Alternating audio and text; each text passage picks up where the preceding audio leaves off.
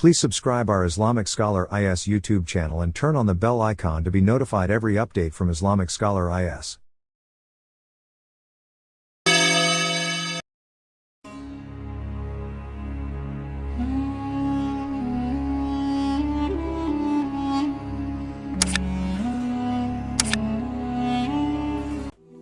حضرت امام جعفر صادق علیہ السلام کے پاس ایک شخص آیا اور وہ عرض کرنے لگا، اے نواسہ رسول، ابھی میں ایک جنازہ پڑھ کے آ رہا ہوں۔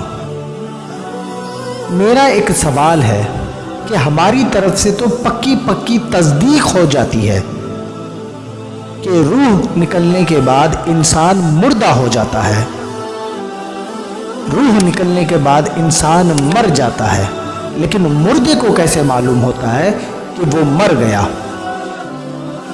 مردے کیسے تصدیق کرتے ہیں کہ وہ مر چکے ہیں؟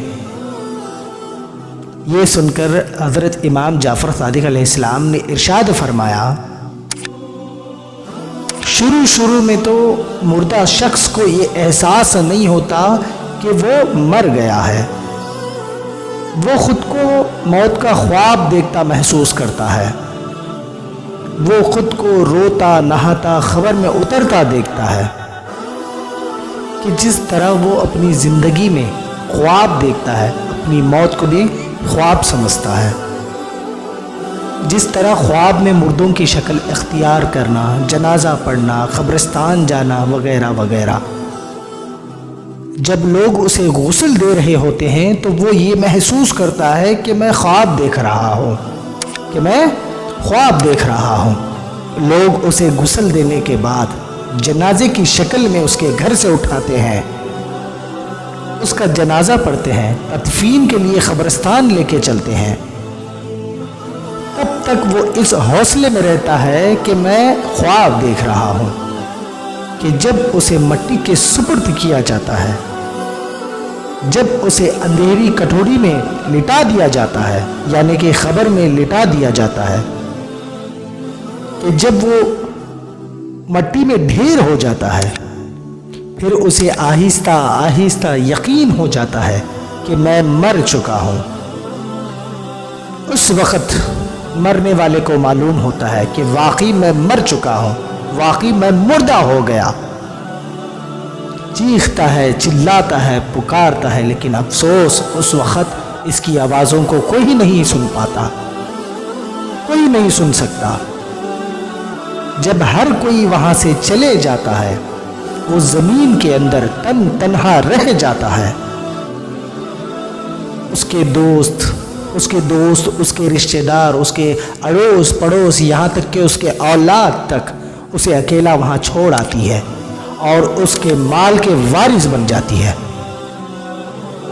وہ اولاد جن کے لیے حلال اور حرام کی تمیز کیے بغیر کھلاتا رہا، پلاتا رہا، یہ وہی اولاد ہے جس کی خوشی کے لیے لوگوں کا حق مارا، ظلم کیا، حلال حرام کی تمیز نہ رہی، بڑا عالیشان محل بنایا، بڑا سا بنگلہ بنایا تاکہ میری اولاد کا مستقبل اچھا ہو جائے۔ حضور غوث پاک ارشاد فرماتے ہیں، وہ مہاڑی بنانے والے، بنائے گا تو، بسے گا کوئی اور، حساب تجھے دینا ہے۔ عزیز و اقارب، دوست، رشتہ دار، اڑوس پڑوس، یعنی یہاں تک اولاد اسے خبر کی اندھیری میں اکیلا چھوڑ آتے ہیں۔ پھر کیا ہوتا ہے؟ اللہ اس روح کو بحال کرتا ہے، ایک بار پھر اس کی روح کو اس کے اندر لوٹ آتا ہے، اس کی روح کو اللہ تعالیٰ اندر ڈالتا ہے۔ جیسے ہی روح کا داخل ہونا تھا، مردہ ایک دم آنکھیں کھولتا ہے۔ جیسے ہی وہ آنکھ کھولتا ہے، وہ سمجھ لیتا ہے کہ میں تو صرف خواب دیکھ رہا تھا، میں تو ایک برا سا خواب دیکھ رہا تھا۔ پہلے تو وہ ڈرونے خواب میں تھا، اب جا کر نیند سے بیدار ہوا۔ پھر وہ اپنے جسم کو اپنے ہاتھوں سے چھونے لگتا ہے، جسم کو چھونے لگتا ہے، خود سے حیرت سے سوال کرتا ہے، خود ہی سے سوال کرتا ہے، اپنے دل سے سوال کرتا ہے کہ میری قمیض کہاں گئی، میرے کپڑے کہاں گئے، میرے شلوار قمیض کہاں گئی، میری بیوی کہاں ہے، میرے بچے کہاں ہیں، اور میں کہاں ہوں، میرا گھر کہاں ہے، یہ ہر طرف اندھیرا ہی اندھیرا کیوں ہے، یہ ہر طرف سنسان ہی سنسان کیوں ہے، کہ میں یہاں کیا کر رہا ہوں، میری بیوی بچے کہاں ہے۔ پھر جا کر اسے یقین ہونے لگتا ہے کہ وہ زیر زمین ہے، کہ جب اسے اندھیرے کے سوا کچھ بھی نہیں نظر آتا نا، ہوش و حواس میں آ کر روح تو اس کے اندر لوٹاتی جاتی ہے، روح اسے لوٹا دی جاتی ہے۔ چاروں طرف اندھیرا ہی اندھیرا دیکھ کر وہ یہ محسوس کرتا ہے کہ میں زمین کے اندر ہوں، اور جو کچھ میں دیکھ رہا تھا وہ خواب نہیں، وہ سچ تھا، میں مردہ ہوں، میں مر چکا ہوں، میں زمین کے اندر آ گیا، لوگوں نے مجھے دفنا دیا۔ اب وہ ہر ممکن حد تک چیختا ہے، چلاتا ہے، پکارتا ہے۔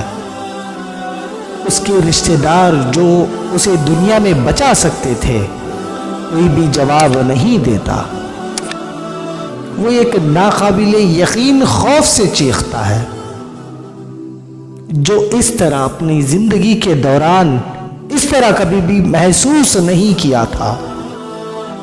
اگر وہ ایک اچھا انسان ہوتا ہے، نیک ہوتا ہے، متقی اور پرہیزگار انسان ہوتا ہے، اگر وہ نیک انسان ہوتا تو دو مسکرانے والے فرشتے اسے تسلی دینے کے لیے اس کی خبر میں بیٹھ جاتے ہیں کہ تو پریشان نہ ہو، ہم تیرے خبر کو،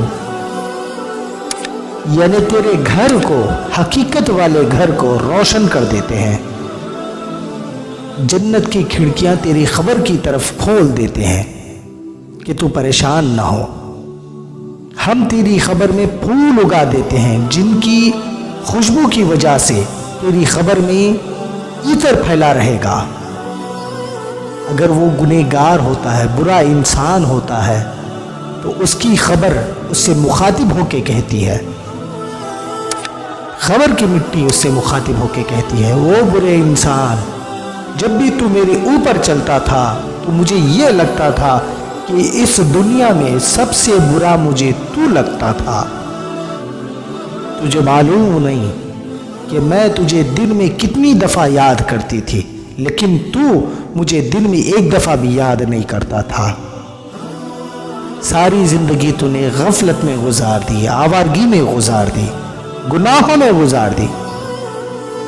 رب نے تو تجھے عبادت کے لیے پیدا کیا تھا، لیکن تو دنیا کا ہو گیا، تو بے وفا نکلا، اپنے رب کو ایک سجدہ بھی کرنا گوارا نہیں سمجھا۔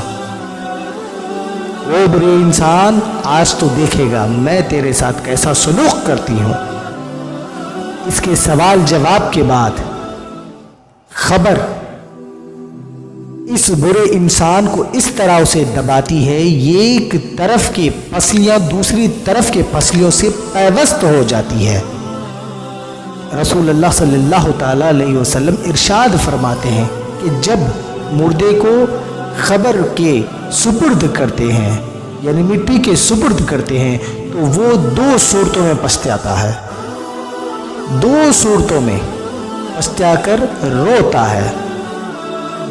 اگر وہ نیک اور متقی ہوتا ہے، پرہیزگار انسان ہوتا ہے، تب بھی وہ پچھتاتا ہے، اگر گناہ گار ہوتا ہے تب بھی وہ پچھتاتا ہے۔ نیک انسان کس لیے پچھتاتا ہے؟ اس لیے کہ اس نے زیادہ نیکیاں کیوں نہیں کی، اور اگر وہ برا ہوتا ہے، بدکار ہوتا ہے، سیاکار ہوتا ہے، تب بھی وہ پچھتاتا ہے۔ وہ اس وجہ سے پچھتاتا ہے کہ میں نے توبہ کیوں نہیں کی، میں نے توبہ کیوں نہیں کی، میں بغیر توبہ کے کیوں مرا۔ ایک نیک عورت تھی، متقی اور پرہیزگار عورت تھی، دن کو روزہ رہتی، پوری رات، ساری رات خدا کی عبادت کرتی۔ اس کی زندگی کا سورج ڈھل گیا، اس عورت کا انتقال ہو گیا، وہ بوڑھیا وہ بڑھیا عورت جو تھی اس کا انتقال ہو گیا۔ جب خبر کے اندر منکر نکیر سوال اور جواب کے لیے اس کے پاس آئے، فرشتوں نے پوچھا کہ تیرا رب کون ہے؟ یہ سوال سنتے ہی وہ بڑھیا ہنسنے لگی۔ بڑھیا ہنسنے لگی، دیکھو جی یہ مجھ سے پوچھ رہے ہیں کہ میرا رب کون ہے۔ وہ بڑھیا کہنے لگی فرشتوں مجھے ایک بات بتاؤ۔ فرشتوں نے کہا کون سی بات؟ کہ تم لوگ پہلے آسمانوں کو پھاڑ کر دوسرے تیسرے پانچویں چھٹے آسمانوں کو پھاڑ کر فضاؤں کے درمیان سے ہواؤں کے درمیان سے دھرتی کو چیر کر خبر کے اندر داخل ہو گئے۔ اتنے دور سے آنے والے تم لوگوں کو معلوم ہے کہ ہمارا رب کون ہے؟ میں تو بس زمین کے 2 فٹ نیچے آئی ہوں کہ مجھے معلوم نہیں کہ ہمارا رب کون ہے؟ خدا را اپنے رب کی پہچان کرو، رب کو پانے کی کوشش کرو، رب کو حاصل کرنے کی کوشش کرو۔ جب رب تمہارا ہو گیا تو سب کچھ